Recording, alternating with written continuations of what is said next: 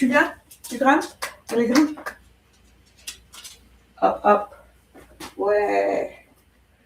Je vous présente Lulu, mon assistante particulière. Tu t'installes. Merci, merci, merci. Alors, on était en train d'écouter le deuxième épisode de C'est ce soir, l'émission de la télé française animée par Karim, je sais plus qui, ou je sais plus quoi, je me rappelle plus son nom. C'est la deuxième émission qu'ils font sur le dossier Epstein. En France, apparemment, il faut dire Epstein. Nous, aux États-Unis, on dit Epstein. Alors, il y a tout un débat sur la toile en France.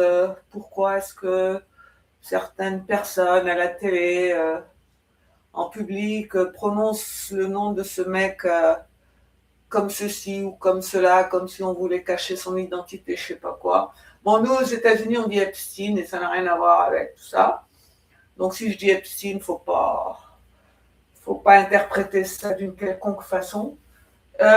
Donc, c'est la deuxième émission qu'ils font sur ce dossier depuis le grand déballage ici aux États-Unis.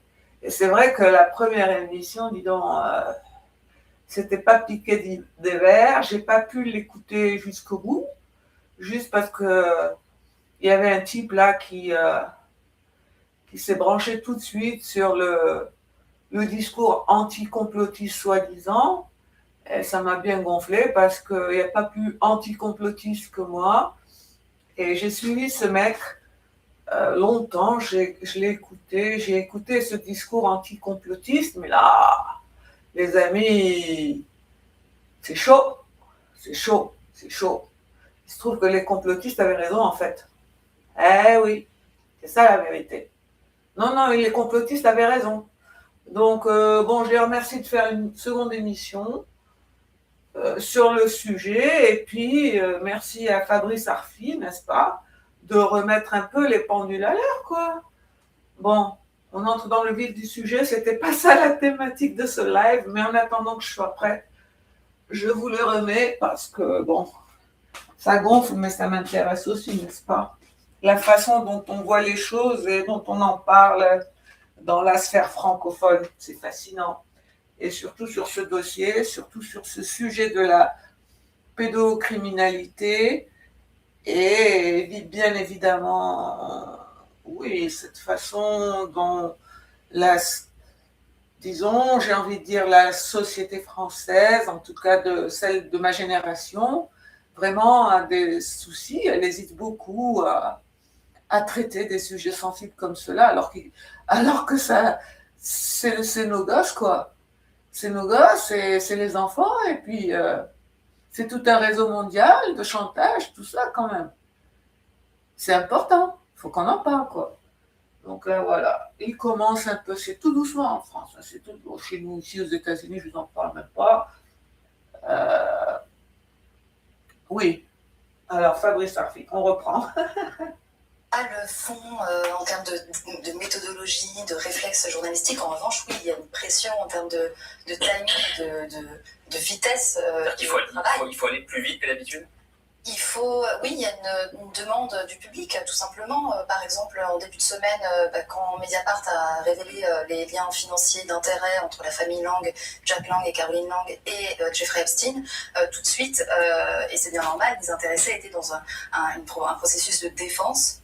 Et donc, ils mettaient sur la place publique de nouveaux arguments qui méritaient d'être analysés, d'être confrontés, enquêtés, notamment sur la base de ces mails publics. Donc, voilà, on rentrait tout de suite dans un processus d'enquête. Franchement, les amis. Non, pas Jack Lang. Déjà, la première fois que vous l'avez mis à l'Institut du monde arabe, vraiment? Like, really? C'est quoi votre problème? Pourquoi lui? En quoi ce monsieur méritait d'être là? Mais bon, c'est l'Institut du monde arabe, c'est un truc français, je crois. Hein? C'est pas le monde arabe qui a créé son institut à Paris. Non. Donc ça, c'est une institution française, un machin, un truc où on parle à la gloire du monde arabe, ce qui est beau, ce qui est bien, la culture arabe millénaire, etc. Mais pourquoi lui? Why? Et non seulement lui, puis il est resté là, et puis il a voulu s'accrocher, et voilà qu'on découvre que non seulement lui, parce qu'il y avait des rumeurs au sujet de ce monsieur et des jeunes, il y avait des rumeurs. Et maintenant on découvre d'abord qu'il est intimement lié quand même à monsieur Epstein, et voici pas qu'on découvre que sa fille aussi, et qu'elle a été sur le testament du type. Wesh. On va pas en parler, on va rien dire. Et il a insisté, il est sorti dans les médias la semaine dernière, il a fait le tour des médias, on l'a accueilli à bras ouverts, on l'a défendu. C'est incroyable quand même. Ils sont gonflés. C'est-à-dire, ils se cachent pas. Moi, je sais pas.